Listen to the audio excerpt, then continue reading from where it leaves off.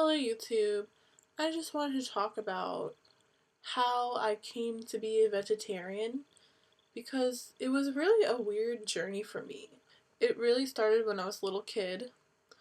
My family is Muslim, so we do celebrate this holiday called Eid, and part of the tradition is slaughtering a lamb to eat, or part of like the celebration or tradition or whatever. And I found something so wrong with that. I was probably about 5 or 6, and we were like celebrating it with some of our family in Texas. And um, I told my dad, "Isn't it wrong to kill them?"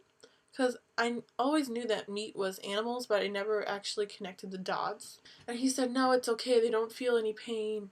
And as soon as they slit their throat, they don't feel any pain."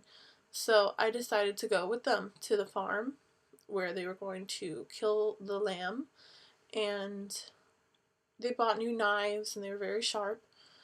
And my dad told me to go to the car with the other kids because nobody else was going to watch, but I wanted to make sure that it was really like what he was talking about, that it was not a cruel thing.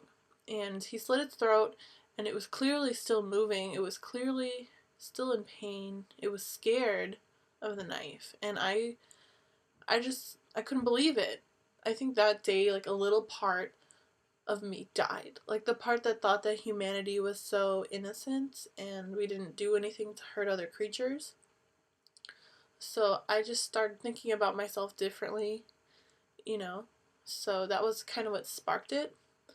But as I got older, I ate meat. I was a normal teenager. But I always had that desire to give up meat, but I honestly didn't think I could do it because I liked it too much. As I got into high school, I had an excellent teacher, an excellent social studies teacher who knows who he is, and he was a vegetarian, and he always showed us these PETA videos, and it kind of just reminded me of that kid that I was. It was part of my life plan, but I always figured, you know what, when I move out of my parents' house, then I'm going to be buying my own groceries, and then I'm going to be a vegetarian. Because it's going to be easy for me, no temptation or whatever. But what really just made me turn vegetarian, like that day, like I realized enough was enough, there's no excuse, was a video by Gary Yourofsky, which I think that's how you pronounce his name. I'm going to link it in the description because it's a very powerful video and it really makes you think about what you're truly doing, and that there is no excuse that's greater than an animal's life. Like, you can say, "Oh, it's because they're feeding me meat. Oh, it's because, whatever, this other excuse." But if you watch that video, you realize that you are the problem. You're the person who's murdering the animals, not anyone else. That day, I just decided, you know what? I'm not going to eat meat anymore.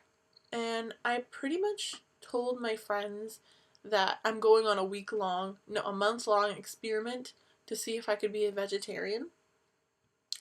Because I didn't want to, because I've failed on so many diets. I've tried to lose weight a million times, but I'd failed so many times. So I'm like, you know what?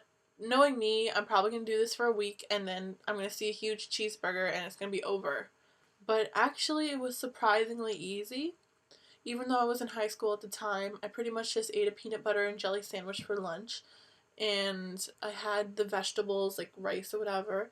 And it was really easy. And while I was transitioning, I was not thinking about calories or carbs or anything like that.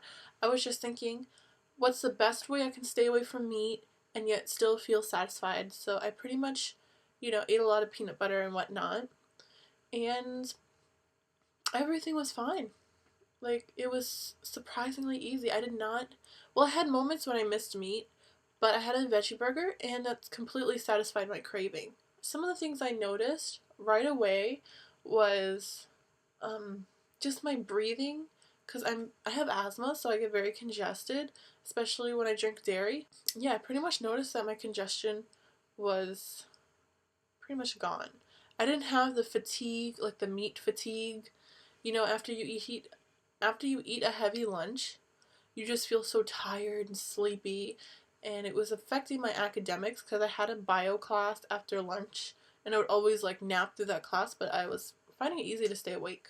My weight was really stable, like it did not fluctuate. Normally, it was very hard for me to maintain my weight and to stop it from going up. I had to consciously be thinking about what I was eating and how much of it, but I didn't need to do that. Like, it just stayed normal. After a month, I had a really light period, and I started having really light periods like it was ridiculous. That had never happened to me before. Usually it was very heavy, very uncomfortable, but it was like so, I was like, this is heaven! My skin got clearer, and right now I don't really wash my face anymore. I know I'm a sad person, but I used to have to wash it morning and night, otherwise my face would break out in like a million pimples. But now I don't really wash it that much and I only get like a few.